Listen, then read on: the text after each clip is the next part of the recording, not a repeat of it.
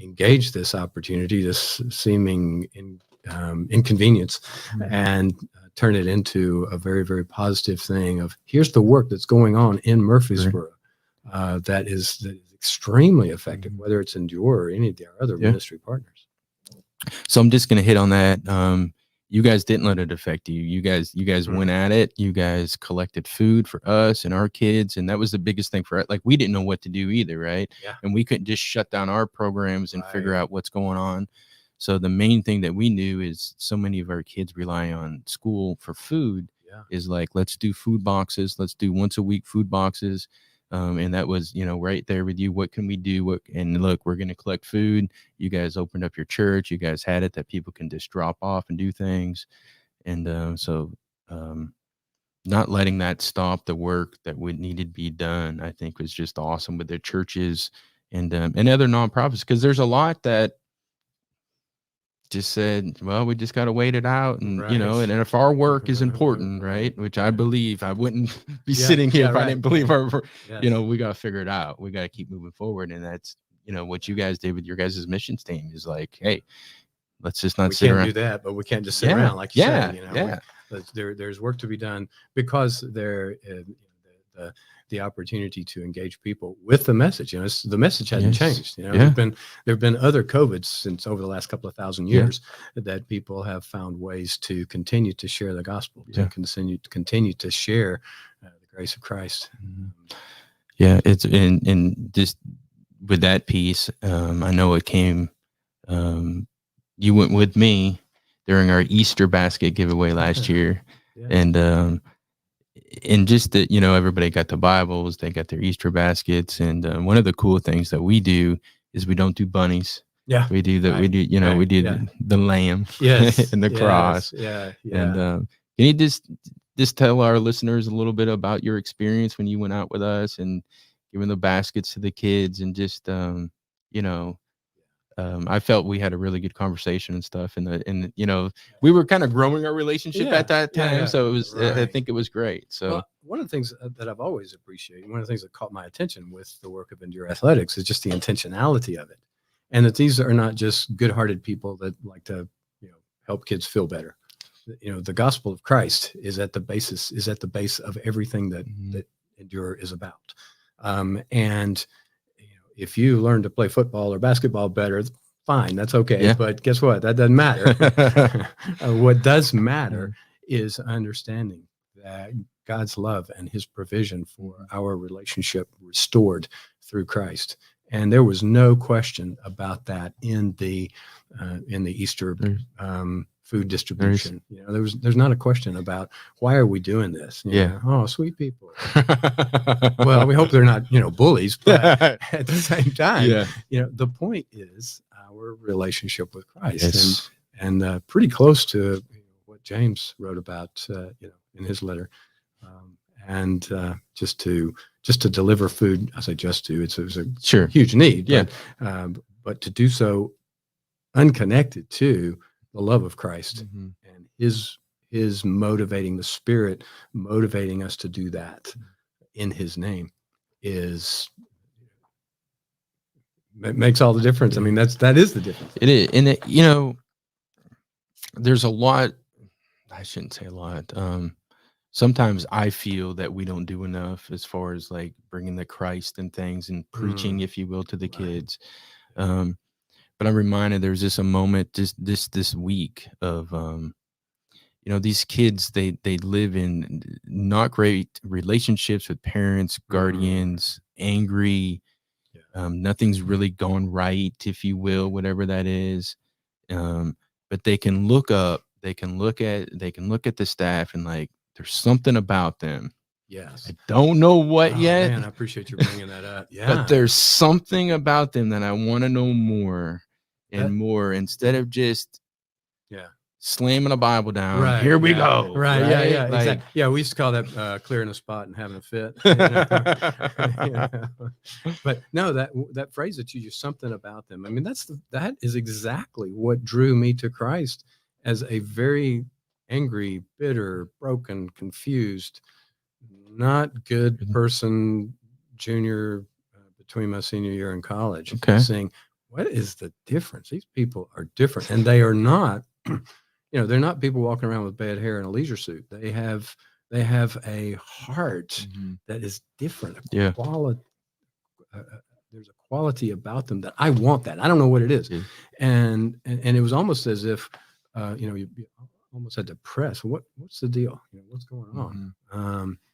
And then to see that that they had a genuine concern for me. And the thing that caught my attention in my relationship and coming to the Lord was that I could see how two believers, or I observed two believers coming together who had never met one another before, in that genuine relationship with the Lord, had a closer relationship, had a more genuine conversation and meeting on a spiritual level. It's that, deep calling out to deep relationship than I did with my three roommates after 3 years of, dope smoking, beer drinking, skirt chasing, living together. It was such a stark contrast. And I wanted, what is that?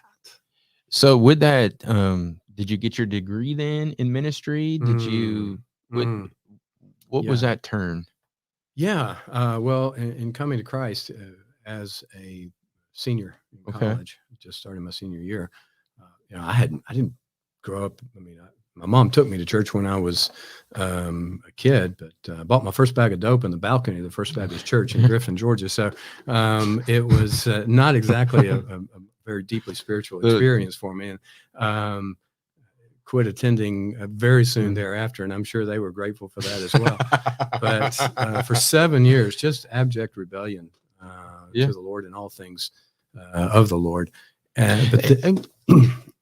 When you were younger, do you feel that you had that foundation, even though you strayed for those 7 years, or did you not have that foundation yet? Right. That might be a good conversation, on the other side of these days. But, my opinion is that, when I was 9 years old, I did what every good little Baptist boy did. I walked down the aisle, I filled out the piece of paper, and, preacher put his hand on my shoulder, he prayed for me. And then people came by and said, what a good boy I am. And then a few weeks later, I got dunked with some of my friends. And then a few years after that, I was way, way, way far from the Lord. So, that's on me. It's not First Baptist problem. Sure. That was my poor choices, but I don't think it was much more than doing what a lot of Baptist boys in Murfreesboro have to do too. So but I do think that as we were saying a few moments ago, that it was after several years in college and trying to find meaning, purpose, genuine relationships that the Lord kept putting in my path. These people they were just a different breed of cat. And I wanted to figure what is going on. And they did not fit the mold that I had of committed believers. And not that we have to be odd for God. I just think that it is something that that seeing people who genuinely embrace life and have a graciousness about them and a peace about them. All the things that we read in Scripture. Oh yeah, that's really true.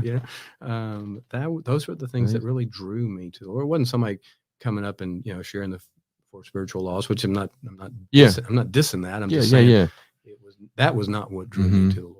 Me personally.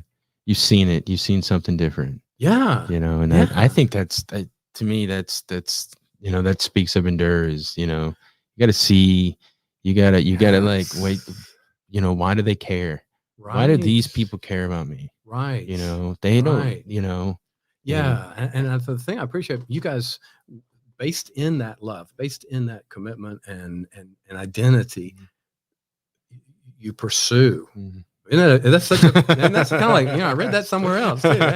You pursue these kids and provide for them, and they don't have to do anything. They just have to just be. Just be and to meet them there. That almost sounds like the definition of grace. Right? Just being a grace-filled ministry, meeting the kids where they're at, and their parents too. And they're not I mean, they're not polished up, you know? Mm-mm. I mean, we get all polished up in Yeah. our churches and we look so good. Yeah. Don't we? I mean, man, we look good on church Sunday morning. The kids that you guys are dealing with may not be all polished Yeah. up, but there's a genuineness. Mm-hmm. And I think that's motivating. Yeah. For me. Yeah. Same here. I mean, that's, I can have a couple down days with paperwork or having to do all this administrative stuff. Right. But I can sneak into the program, spend a couple minutes with the kids, the high fives, the hugs, and like, okay, this is what it's all about. This is what it's about. It's worth it. Right. It's working. This is phenomenal. So, God is good. He's been gracious with me through 6 years and allowing me to figure this out, or guiding me to figure this out, I guess, is the best. He has, and you have been faithful all of those years. In those times when, does this really matter? Am I really doing anything of genuine, true value added? And I will tell you, you are. You and your whole team are making a difference in a way that we won't know for a long, long time. Mm-hmm. I'm old enough now that my first youth group those kids are in their 50s. Wow. And I'm not 100 yet, but I was very young. I was 12 when I started. But no, those kids that are now 52, 3, 4 years old we're having these conversations about their relationship with the Lord and their relationship with their kids and their relationship with their grandkids. Yeah. And those conversations can get messy sometimes. Oh, yeah. But it's so neat to have to still have those relationships. Yeah. And so I would project that 6 years from now, or 16 or 26 or 36 years from now, there's going to be some kids that will come back, and Coach Joel is going to be the turning point in their life, and they will be alive. They will be walking with the Lord, raising their kids because of the work of Endure and what God has done through you. True that. I told you I always cry, man. Someone's always crying. Well, Bob, again, I just like to thank you on a personal level. You've been there for me on some hard times.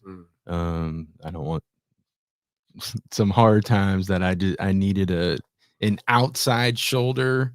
And you've been there for me. You've been there for our organization. You've been a champion for us at the church. Again, the Christmas offering to the volunteers, and just getting the word out about what we have going on right here in our city, and Pastor Brady, this saying what's going on right here, across the street, has been just phenomenal for us. We're honored and blessed and very humbled by everything that you guys would do, and again, by you personally as well, outside of the church. Well, it's easy to invest and to be a part of, and it's a gift to be a part of something that God is using, and you are being so faithful to, and Jeannie and the whole crew just being so faithful to. It's easy to be a part of. Thank you, Bob. We appreciate you. Thank you. Got it.